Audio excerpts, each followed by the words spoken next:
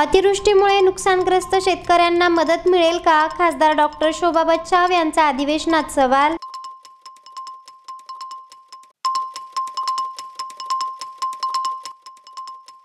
कर थकबाकी प्रकरणी संजय पॉलिटेक्निक प्राचार्य दालन सील, मनपाची कारवाई।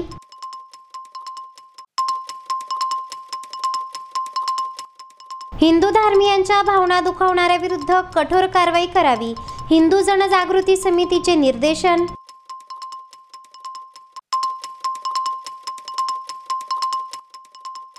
प्रलंबित मागण्यांसाठी पॉवरलूम कामगारांचा संप।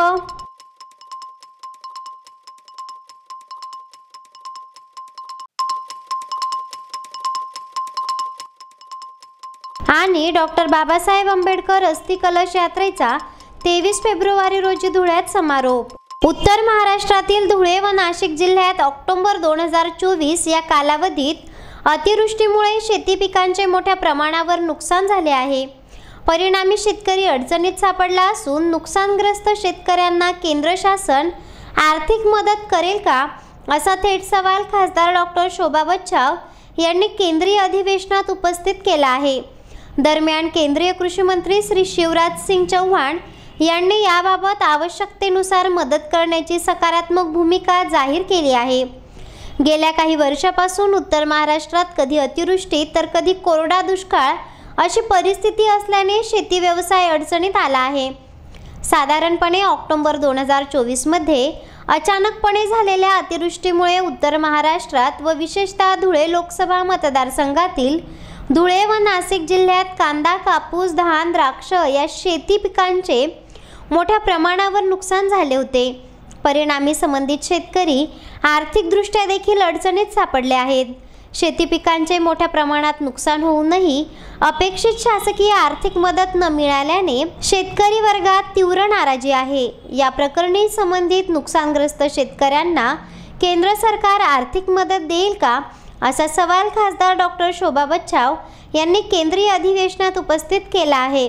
दरम्यान खासदार डॉक्टर बच्छाव यांच्या या प्रश्नास उत्तर देताना केंद्रीय कृषी मंत्री शिवराज सिंग चौहान यांनी सकारात्मक भूमिका घेत राज्य शासनाशी याबाबत चर्चा करीत आवश्यकतेनुसार केंद्र सरकारही याबाबत योग्य ती शासकीय मदत करेल असे जाहीर केले आहे।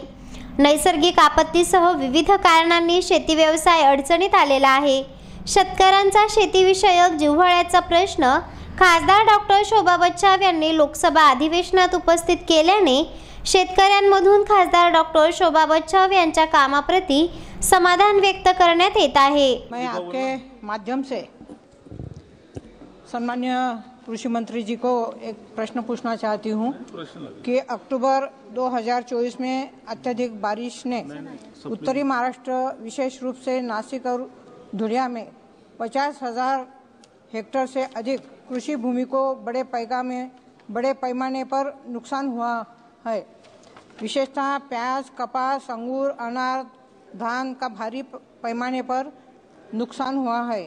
क्या सरकार ने महाराष्ट्र में किसानों को हुए नुकसान का आकलन करने के लिए कोई फसल क्षति आकलन किया है?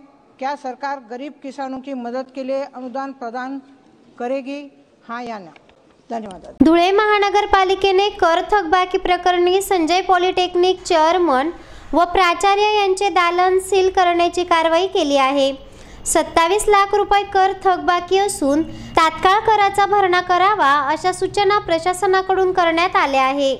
धुळे मनपा प्रशासनाच्या वतीने मालमत्ता कर थकबाकीदारांवर कारवाईचा बडगा उभारण्यात आला आहे। थकबाकीदारांना थकबाकी भरण्याचे आवाहन केले गेले। त्यानंतरही नोटिसा देऊन देखील थकबाकीदार मालमत्ताधारक हे मालमत्ता कर भरत नसल्याने मनपा आयुक्त अमिता दगडे पाटील यांनी कारवाई सुरू केली आहे। दिनांक 5 फेब्रुवारी 2025 रोजी सकाळी 12 वाजता धुळे शहरातील प्रभाग क्रमांक 1 मधील गोंदूर रोड जवळ असलेली संजय पॉलिटेक्निक कॉलेजकडे 27,32,161 रुपये थकबाकी असल्याने वेळोवेळी नोटीसा देण्यात आल्या होत्या, तरी देखील दुर्लक्ष केल्याने आज अखेर मनपा जप्ती पथकाकडून चेअरमन व प्रिन्सिपल दालन सील करण्यात आले आहे।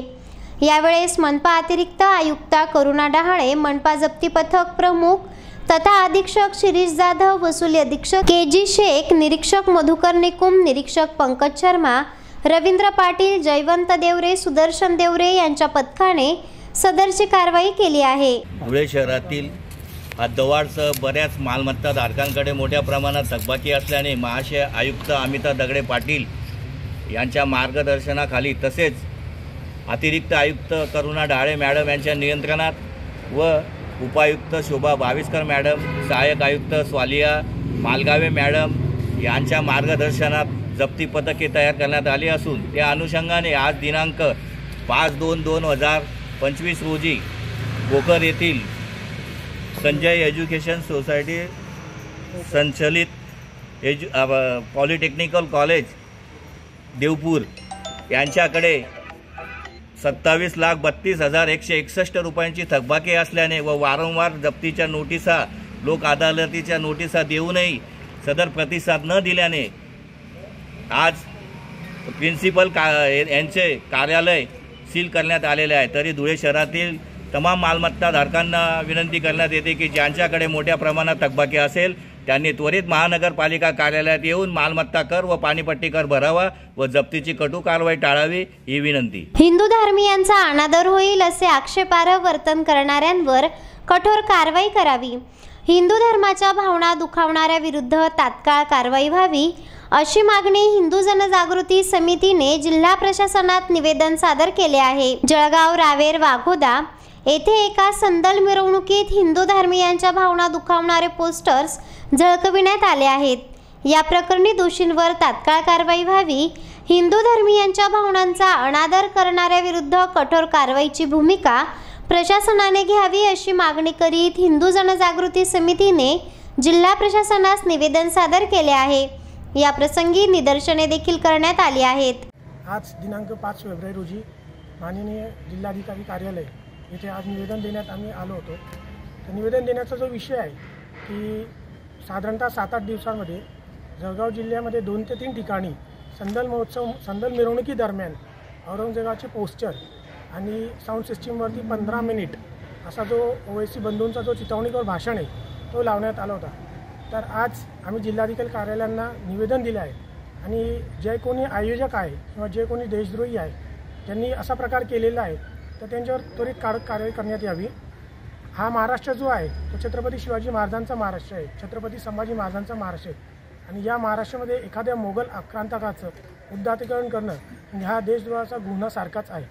तर आज आम्ही हिंदू जनजागृती समिती आणि समस्त हिंदुत्ववादी संघटनांच्याकडून माननीय जिल्हाधिकारी कार्यालयांना निवेदन दिलं आहे की अशा पोस्टरवरती पूर्ण महाराष्ट्रभरामध्ये पूर्ण राज्यभरामध्ये बंदी घालण्यात यावी आणि जे 15 मिनिटाचा जो काही ऑडिओ सिस्टीमवरती जो एक उद्घोषित भाषण देण्यात येतो तर त्यावरती सुद्धा कारवाई करण्यात यावी आणि ते पूर्णतः बंद करण्यात यावे।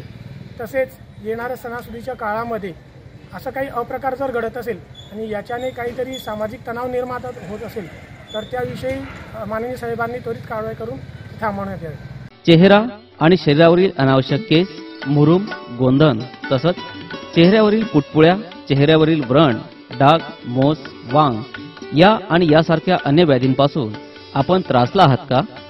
मग एवढी चिंता करताय कशाला? कारण लेसर मशीनद्वारे उपचार पद्धती आता आपल्या धुळे शहरातच उपलब्ध झाली आहे।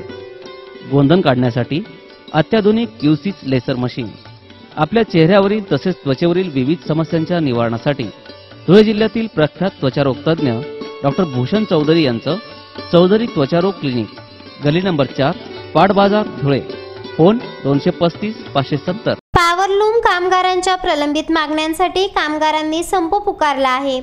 पॉवरलूम कामगारांच्या प्रलंबित मागण्यांची तात्काळ पूर्तता करण्यात यावी याकरिता प्रशासनाने सकारात्मकपणे समन्वयाची भूमिका घ्यावी अशी मागणी खानदेश रहेबर पॉवरलूम मजदूर युनियनने प्रशासनाकडे केली आहे। धुळे शहरात पॉवरलूम व्यवसायावर अनेक कुटुंबियांचा उदरनिर्वाह भागविला जातो। वर्षानुवर्ष कामगार काम करीत आहेत, मात्र त्यांना पगारवाढ मिळत नाही। त्याचप्रमाणे त्यांच्या विविध मागण्या प्रलंबित आहेत। पॉवरलूम चालक प्रलंबित मागण्यांची पूर्तता करीत नसल्याने अखेर संबंधित कामगारांनी संप पुकारीत आंदोलन सुरू केले आहे। कामगारांच्या प्रलंबित मागणीची तात्काळ पूर्तता करण्यात यावी याकरिता प्रशासनाने देखील सकारात्मकपणे समन्वयाची भूमिका घ्यावी अशी मागणी प्रशासनाकडे खानदेश रहबर पावरलूम संघटनेने केली आहे।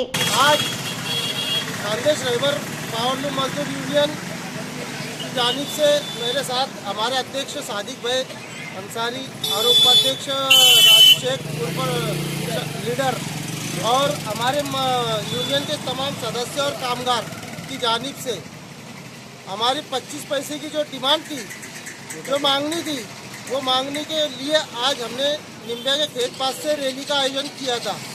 और रैली का आयोजन जो था तो मारुति मंदिर पास से रात रानी होटल नंदी रोड से अपने मच्छी बाजार से माधोपुरा मौलवीगंज होते हुए वापस 80 फुटी रोड और भोला बाजार पास समाप्त करने की आज हमारा रैली का आयोजन था। हमारी पिछले 4-5 दिन से एक ही डिमांड चल रही है कि पिछले 1.5 महीने से हमने हमारे जो मालकान लोग थे इनको जबानी भी और निवेदन के जरिए भी आगाह किए थे कि भाई हालात इतने खराब चालू है, आज महंगाई आसमान छू रही। इस महंगाई को देखते हुए आज हर कामगार परेशान है, हर मजदूर परेशान है। इस मजदूर को उसकी मजदूरी बढ़कर मिलनी चाहिए। तो हमने इस तहत उसको 25 पैसे मजदूरी बढ़कर मिलनी चाहिए, ऐसी डिमांड हम लोग ने मालकान लोग से की थी। मगर आज तक उन्होंने हमें इसको बोले में ऐसा कोई ठोस जवाब नहीं दिया कि जिससे हम मजदूरों को कॉपरेट कर सके कि नहीं यार, मालकान ने हमको जवाब दिया। तो तमाम दुनिया शहर के जितने भी पावरलूम मालकान है, हम यूनियन की जानिब से यही गुजारिश करते हैं कि हालात जो भी हो, जैसी भी हो, हम उस चीज़ समझ रहे कि भाई आज मंदी मंदवाड़े का टाइम है, लेकिन आज महंगाई भी आसमान छू रही, तुम वो चीज़ को भी नज़रअंदाज नहीं कर सकते। तो आप लोगों से यही रिक्वेस्ट है, यही गुजारिश है कि भाई 25 पैसे की जो हमारी जो मांग है, ये मांग के लिए आप आपस में एक मशवरा करके और हमको जल्द से जल्द इसके ऊपर खुलासा दो। इतना कह के मैं अपने 2 अल्फाज खलास करता हूँ। जय हिंद, जय महाराष्ट्र। राज्यघटनेचे शिल्पकार महामानव डॉक्टर बाबासाहेब आंबेडकर यांचे अस्थि कलश संदेश यात्रेचे आयोजन करण्यात आले आहे। 7 फेब्रुवारी 2025 पासून सुरू झालेल्या यात्रेचा समारोप दिनांक 23 फेब्रुवारी रोजी धुळे शहरात करण्यात येणार असल्याची माहिती आनंद सैंदाणे व सहकारी यांनी दिली आहे। महामानव डॉक्टर बाबासाहेब आंबेडकर यांचे अस्थि कलश संदेश यात्रा महाराष्ट्रभरात आयोजित करण्यात आली आहे। दिनांक 7 फेब्रुवारी 2025 पासून वरळी दादर चैत्यभूमी येथून संदेश यात्रेस सुरुवात होईल। तेथून ठाणे, शहापूर, नाशिक, चांदवड, मालेगाव, चाळीसगाव, भडगाव, पाचोरा, जळगाव, एरोंडोल, पारोळा, अम्मनेर, धरणगाव, चोपडा, शिरपूर, नरढाणा, शिंदखेडा, दोंडाईचा, शहादा, प्रकाशा, तळोदा, नंदुरबार, खांडबारा, नवापूर, साक्री येथून धुळ्यातील बाबासाहेबांच्याच पदस्पर्शाने पावन झालेल्या संदेशभूमी धुळे बस स्थानक शेजारी या रथयात्रेची सांगता होईल। सदर संदेश यात्रेचा समारोप कार्यक्रमासाठी गगन मलिक फाउंडेशनचे अभिनेते गगन मलिक, श्री भीमराव आंबेडकर, श्री दादा मलिक यांना आमंत्रित केले आहे।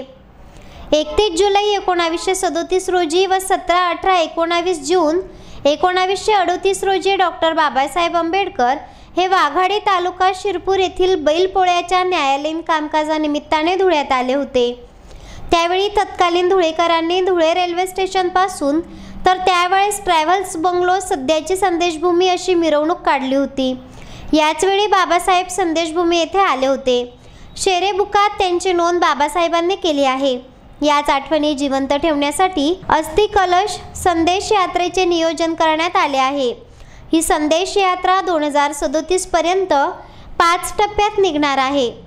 या संदेश यात्रेत सहभागी होऊन डॉक्टर बाबासाहेब आंबेडकर यांच्या अनमोल अस्थि कलशाचे दर्शन घ्यावे। सर्व समाज बांधव व बाबासाहेबांवर प्रेम करणाऱ्या नागरिकांनी बाबासाहेबांच्या कार्याचा गाडा पुढे नेण्यासाठी आयोजकांना सर्वोत्तरी सहकार्य करावे असे आवाहन संदेशभूमी प्रमुख आनंद सैंदाणे, विजय भामरे, विजय मोरे व संयोजन समिती सदस्यांनी केले आहे।